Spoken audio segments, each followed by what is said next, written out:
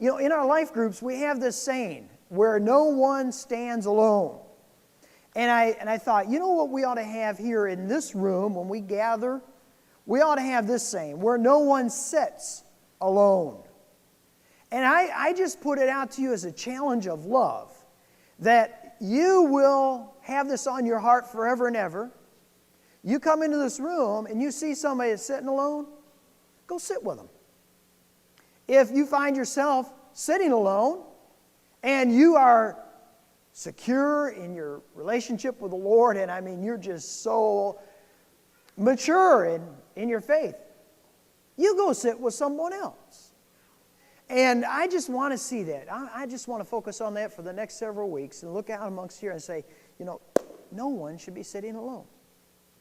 Where no one sits alone. Is that a good thought? What do you think, Glenda? Is that a good thought?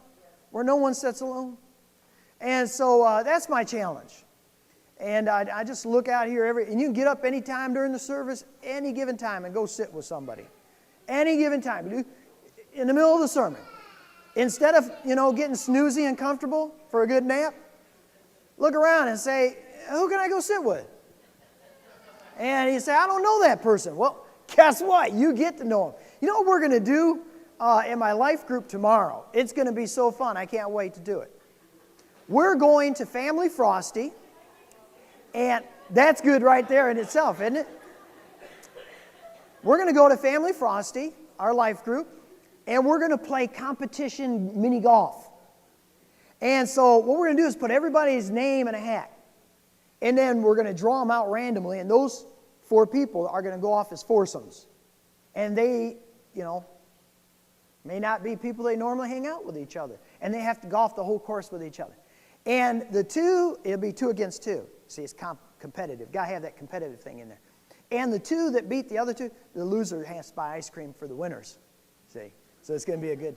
But it's the idea of moving out and really getting to know more people, okay? And loving on people. That's what it's all about. Yeah, he is. Oh, yeah, he is. And by the way, some people are a little harder to love than others, okay? That's okay. That's a challenge, baby. That's a challenge. Yeah, hug him. Yeah. You know what he really needs, Ron? He needs a big hug and a smooch.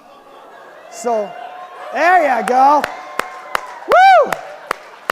And new song, we're taking Brotherly Love to the next level. All right. Amen.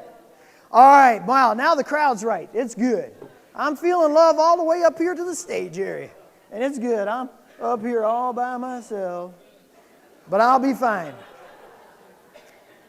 I don't know how many of you followed the 2008 Olympics, but boy, sometimes I'm into the Olympics and sometimes I'm not. This year, I'm like into it. I was even watching the last round of the Tiddlywink contest. I mean, I was into every aspect of the Olympics.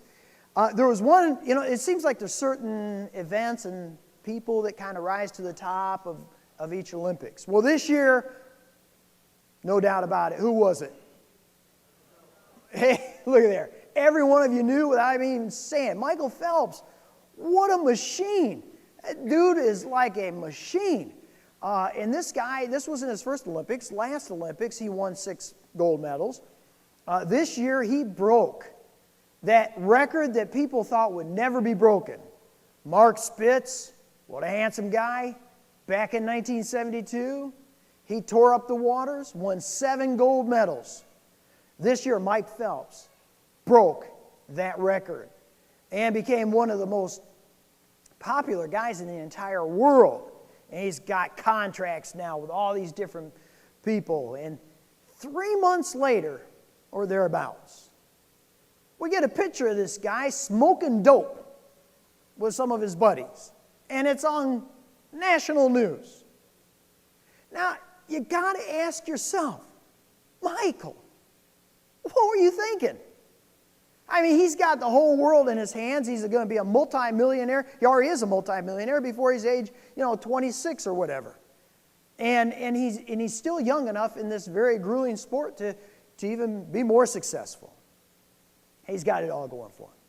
And he's taking a hit off a bong pipe, smoking dope in this, apartment. It's like, what are you thinking?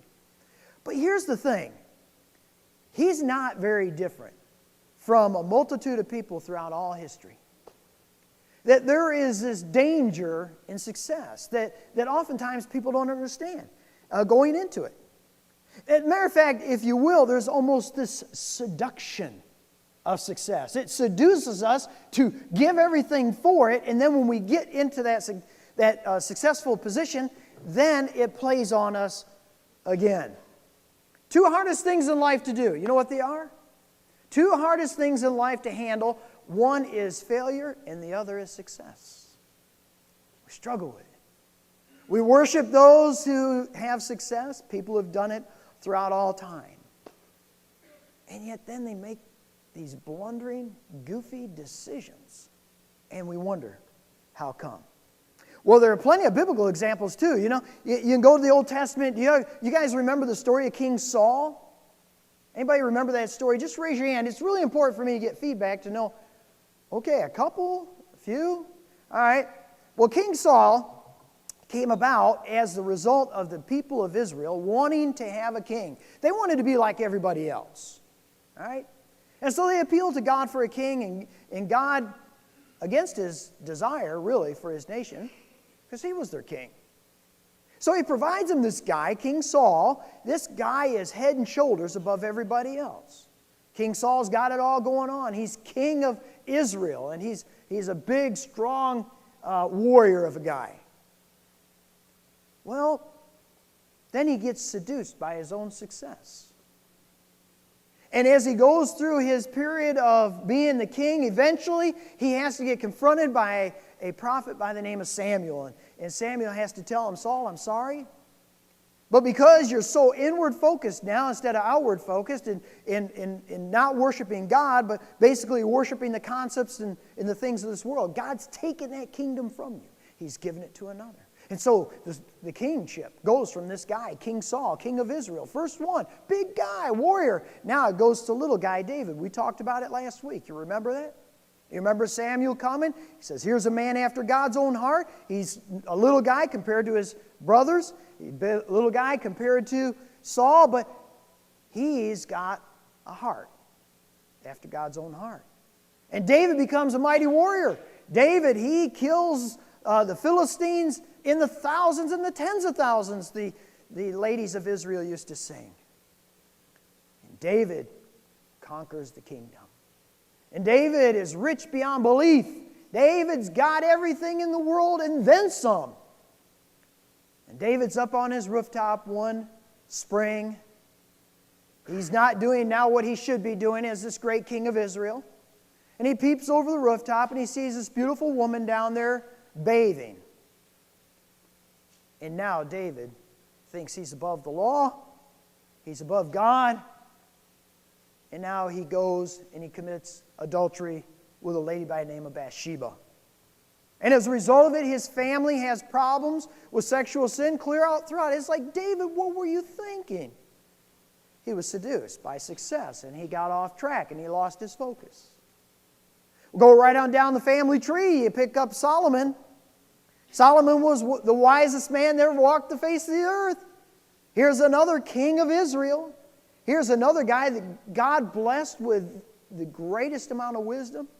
He blessed him with a great amount of physical belongings, gold, silver. He was rich beyond compare, horses, chariots. He had, how many wives did he have? Somebody tell me. He had 700 wives and 300 concubines. You know, you ever try to teach a kid, speaking of Sunday school class, you ever try to teach a kid what a concubine is? So they were trying to teach that to a Sunday school kid one day and came home, told mom, said, hey, guess what I learned in Sunday school?